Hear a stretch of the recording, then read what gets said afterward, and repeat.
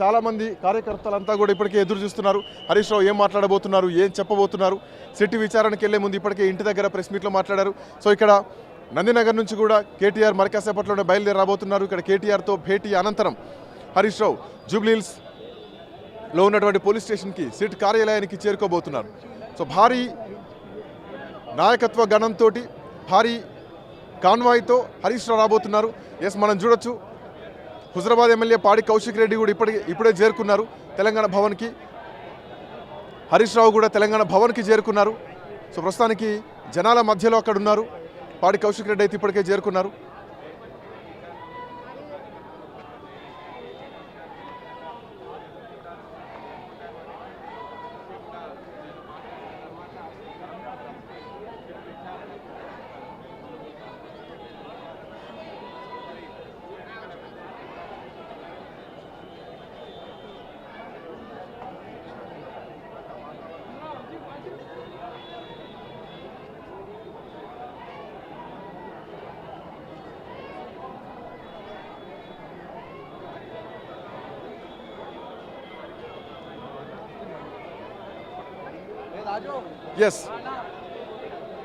Yes ఎక్స్క్లూజివ్గా చూడొచ్చు తెలంగాణ భవన్కి హరీష్ రావు చేరుకున్నారు. హరీష్ రావు తెలంగాణ భవన్కి చేరుకున్నారు. ఓవైపు తెలంగాణ తల్లి విగ్రహం దగ్గర చాలామంది మహిళలు తెలంగాణ తల్లి దగ్గర అభివాదం చేస్తున్నారు. మరోవైపు హరీష్ రావు తెలంగాణ భవన్కి చేరుకున్నారు. సో భారీ కాన్వాయ్తో హరీష్ రావు తెలంగాణ భవన్ చేరుకున్నారు. మనం చూడొచ్చు హరీష్ రావు తన కాన్వాయ్లో తెలంగాణ భవన్కి వచ్చారు.